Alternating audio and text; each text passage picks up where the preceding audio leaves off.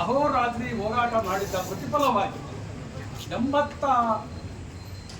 ಸುಮಾರು 60-70 ವರ್ಷಗಳಿಂದ ಬೇಡಿಕೆಯನ್ನು ಮಾಡಿಕೊಂಡು ಬಂದಿದ್ರೂ ಸಹ ಕೊಡಿದಂಥ ಈ ಸರ್ಕಾರಗಳು ಸ್ವಾಮೀಜಿಯವರ ಅಮರನಾಥ ಪುಸ್ತಕದಲ್ಲಿ ಬಂದು ನಮಗೆ 3%ಇಂದ 7%, ಪರಿಶಿಷ್ಟ ಜಾತಿಗೆ 15%ಇಂದ 17% ಹೆಚ್ಚಿಗೆ ಮಾಡಿ ನಮಗೆ ತುಟಿಗೆ ತುಪ್ಪ ಸರುತ್ತೋ ಬೆಣ್ಣೆ ಸರುತ್ತೋ ಗೊತ್ತಿಲ್ಲ, ಹೇಳಿ ಹೊರಟೋದ್ರಷ್ಟೇ. ಅದು ಇಲ್ಲಿಯವರೆಗೂ ಕೂಡ ಜಾರಿ ಆಗಿಲ್ಲ.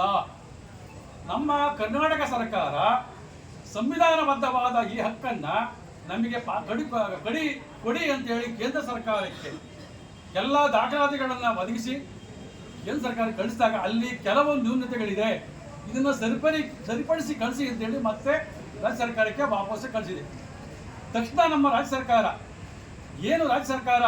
ಈ ತಳ ಸಮುದಾಯದ ದಲಿತರ ಹಿಂದುಳಿದವರ ಏಳಿಗೆಗೆ ನಾವು ಬೆಳಗ್ಗೆ ಸಾಯಂಕಾಲ ಶ್ರಮಿಸ್ತೀವಿ ಅಂತ ಹೇಳ್ತಿರ್ತಕ್ಕಂಥ ಸರ್ಕಾರ ತಕ್ಷಣವೇ ಆ ಏನು ನ್ಯೂನ್ಯತೆ ಇದೆ ಅದನ್ನು ಸರಿಪಡಿಸಿ ಮತ್ತೆ ಕೇಂದ್ರ ಸರ್ಕಾರಕ್ಕೆ ಅದನ್ನು ಕಳಿಸ್ಕೊಡ್ಬೇಕು.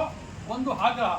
ಎರಡನೇದಾಗಿ ಇವತ್ತೇನು 57,000 ಚಿಲ್ಲರೆ ಖಾದಿ ಹುದ್ದೆಗಳನ್ನು ಸರ್ಕಾರ ತುಂಬೋದಕ್ಕೆ ಅಧಿಸೂಚನೆ ಹೊರಡಿಸ್ತಾ ಇದೆ ಅಂತಕ್ಕಂಥ ವಿಚಾರ ಪತ್ರಿಕೆಗಳಲ್ಲಿ ನಮಗೆಲ್ಲ ಗೊತ್ತಾಗ್ತಾ ಇದೆ. ನಮಗೆ 7% ಕೊಡದೆ ಹಳೇ ಮಾದರಿಯೊಳಗೆ 3% ಕೊಟ್ಟರೆ ನಮಗೆ ಕೇವಲ 1,600-500 ಸಿಗ್ತದೆ. ಪರಿಶಿಷ್ಟ ಪಂಗಡಕ್ಕೆ ಬರೀ ನಾಯಕ ಜನಾಂಗಕ್ಕಲ್ಲ, ಇದನ್ನು ಮಾಧ್ಯಮದವರು ಸ್ವಲ್ಪ ಅದನ್ನು ಅರ್ಥೈಸಬೇಕಾಗಿ ಮತ್ತೊಂದು ವಿನಂತಿ.